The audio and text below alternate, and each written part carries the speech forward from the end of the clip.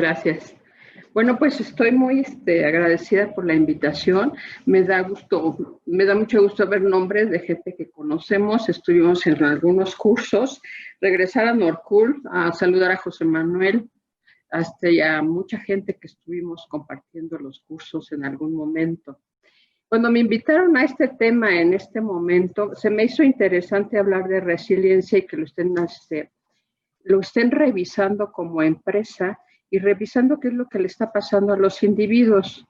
Al inicio pensaba dar una plática sobre comunicación asertiva, pero escuchando a los ponentes, a todas las personas que han hablado, creo que lo voy a tomar desde la perspectiva mucho más personal, mucho más de comunicarse con nosotros mismos. Porque si resiliencia es esta capacidad de ir más allá de lo que está ocurriendo, ahorita es el reto principal, es qué vamos a aprender de todo lo que estamos viviendo, qué es lo que hemos aprendido en todo este tiempo y cómo lo vamos a utilizar a nuestro favor. Aquí había puesto la definición de resiliencia desde el aspecto psicológico. Los ingenieros, que ha de haber varios, me imagino que conocen resiliencia como esta parte de los metales, de cómo se mueven y la capacidad que tienen para reestructurarse. Para entenderlo de manera menos, desde el aspecto de ingeniero, es como la liga que la podemos estirar y tiene la capacidad para regresar a su estado normal. Eso es resiliencia. ¿Qué quiere decir esto?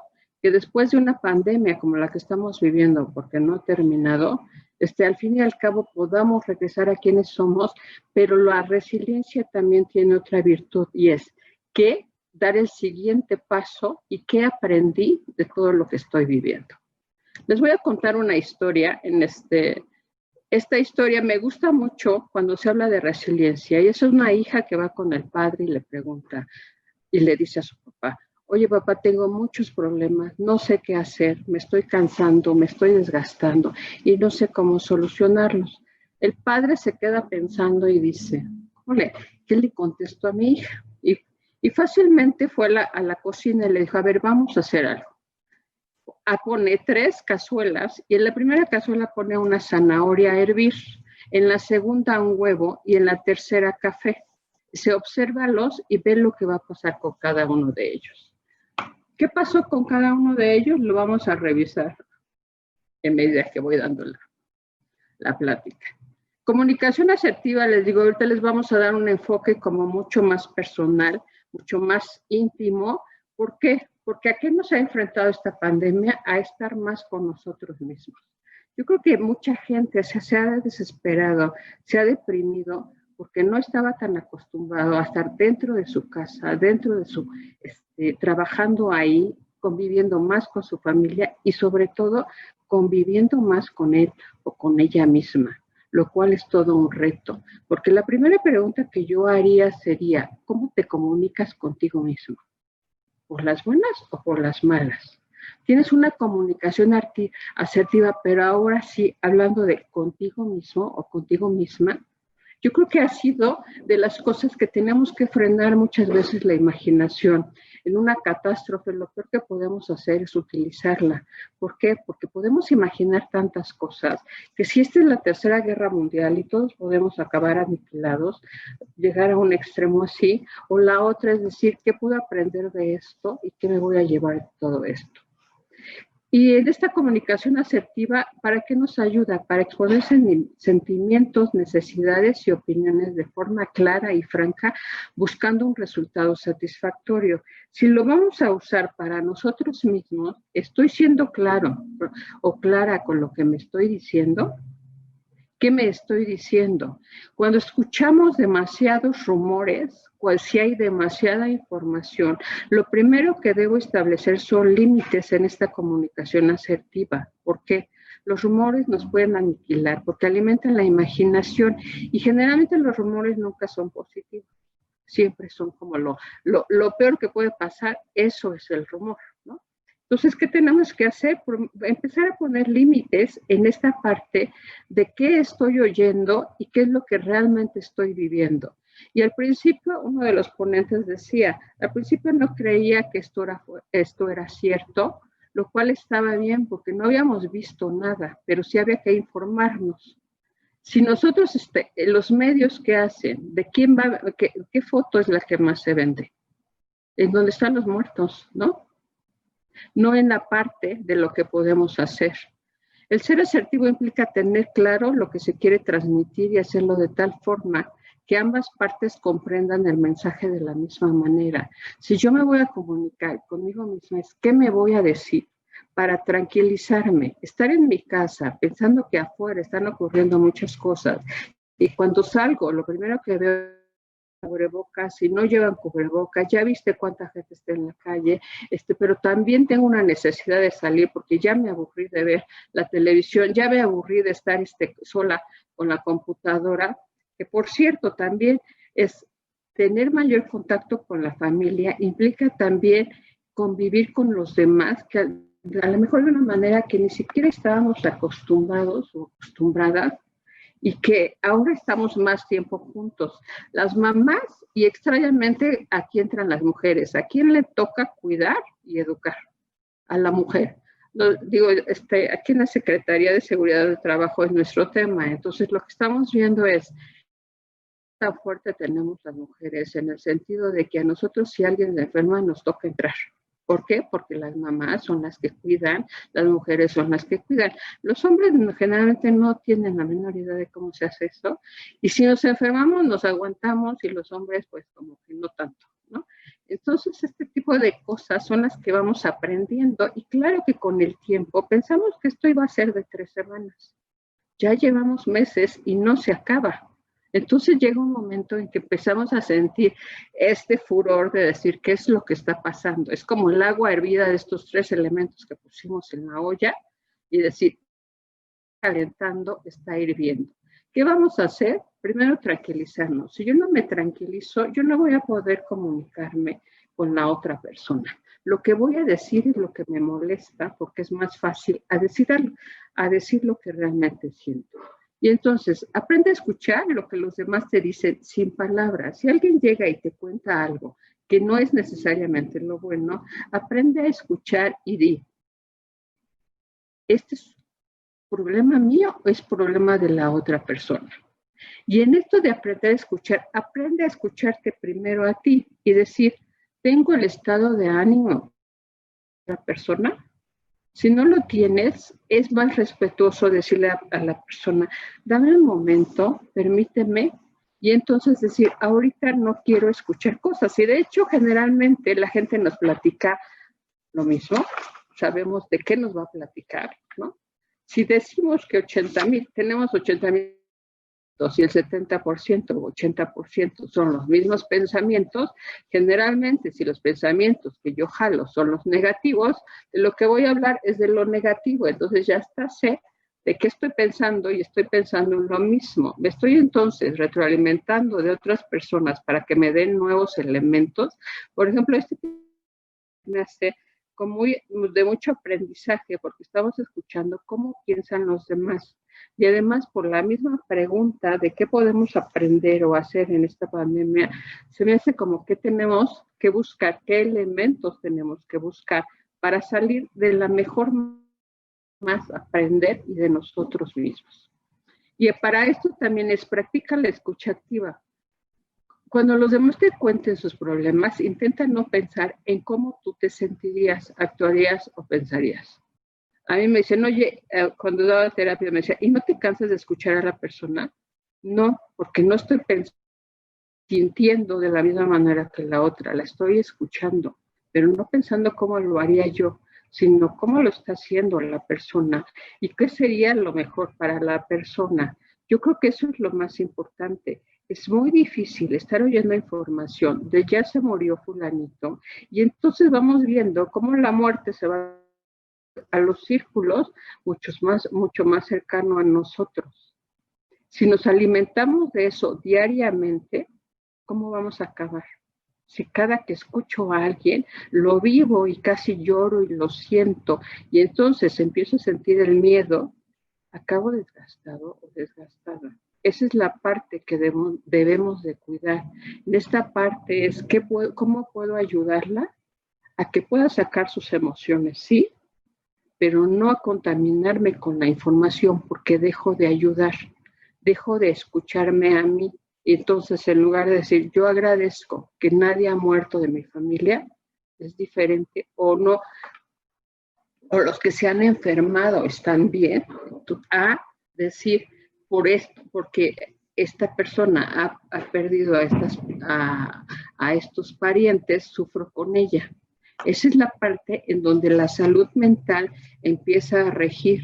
¿Cómo puedo hacerlo? No es ser egoísta, es acompaño a la persona, pero cuido de entenderla, no de entenderme. Puedo sentir miedo, pero no por eso contaminarme con la información que estoy recibiendo. Esto de los medios de comunicación es muy importante y qué tan cierto es. ¿Por qué? Porque nos pueden estar vendiendo la peor parte de todo esto, cuando en el fondo, ¿cuál es mi realidad?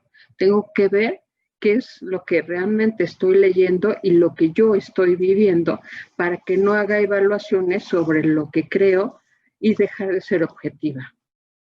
Aquí piensa con, en lugar de por, si estoy escuchando a alguien, cuando alguien te está contando sus problemas o preocupaciones, intenta ayudarte a pensar o darte las mismas respuestas. Intenta ayudarle a pensar y que la misma persona se dé las respuestas. ¿Y cómo lo voy a lograr? Escuchando a la otra persona.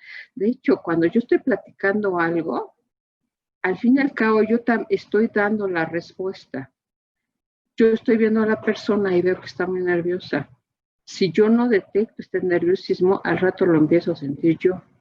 Y entonces los dos acabamos.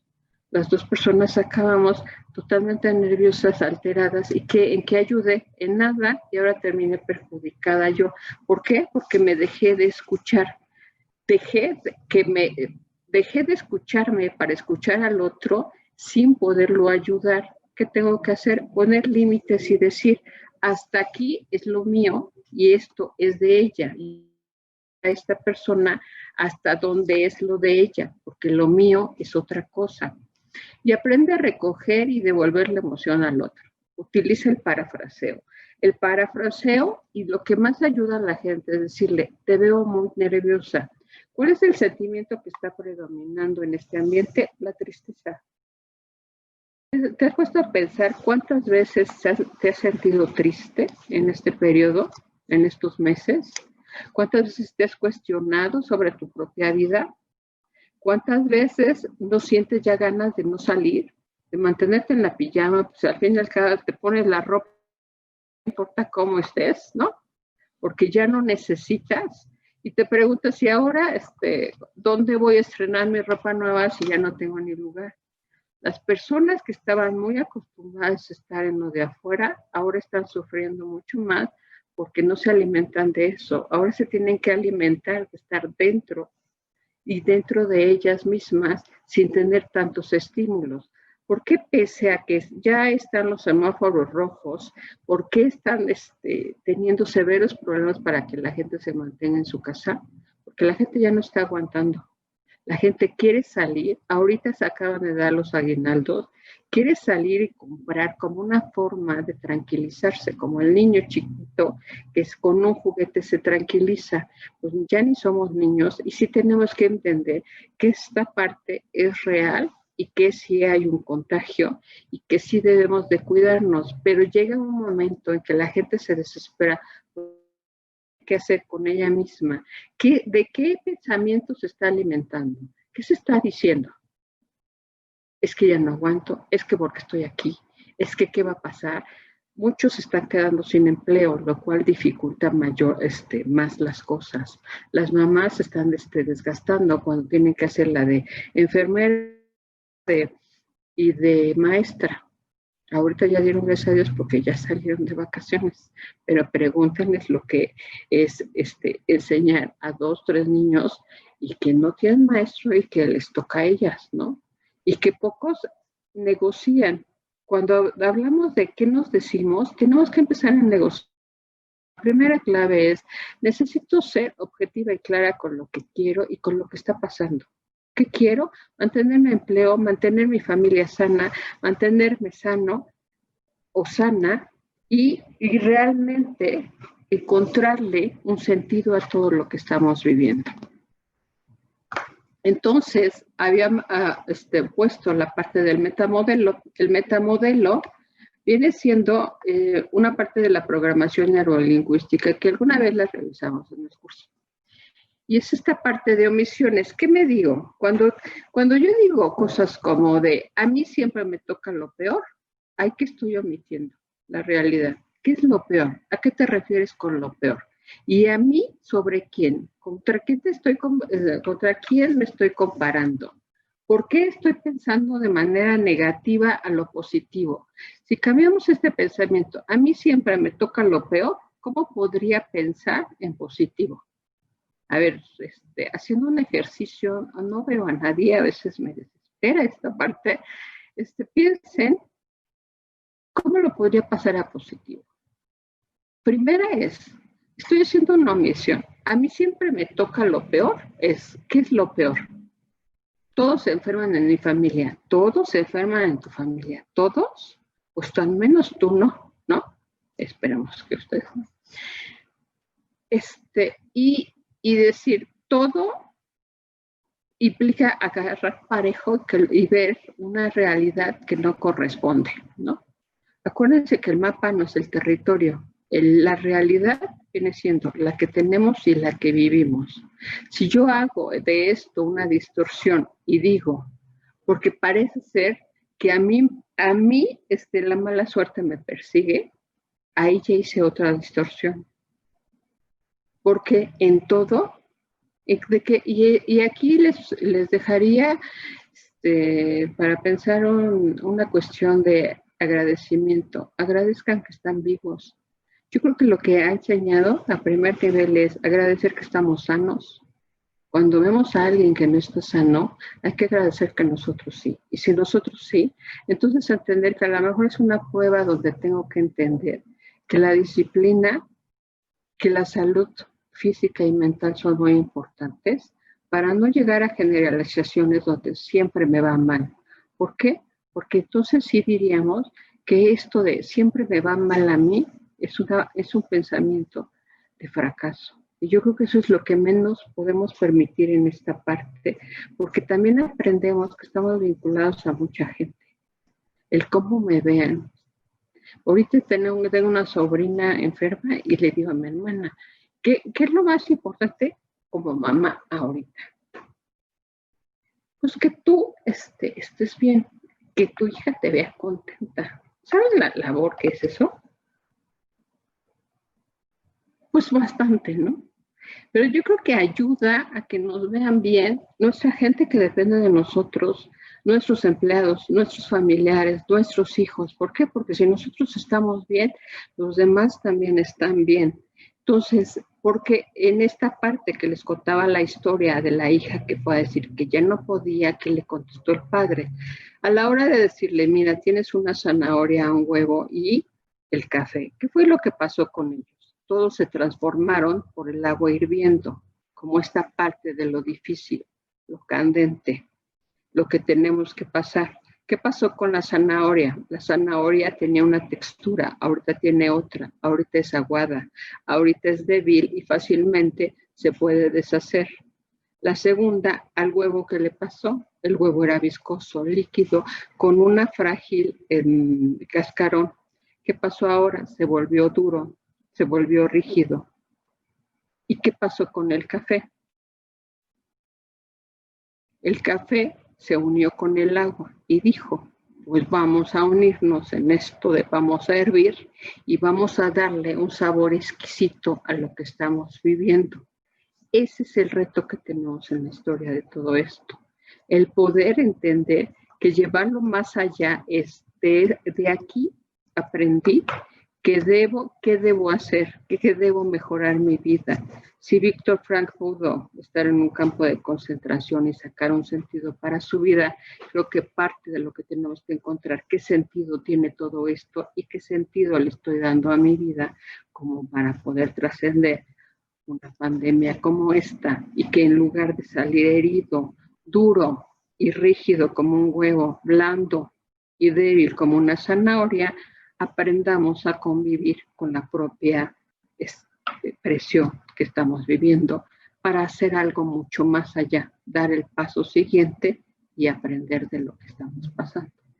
Y bueno, pues hasta aquí. Creo que ya se me acabó el tiempo. Les mando muchísimos saludos. Fue un placer estar con ustedes y saludos a todos. Un abrazo.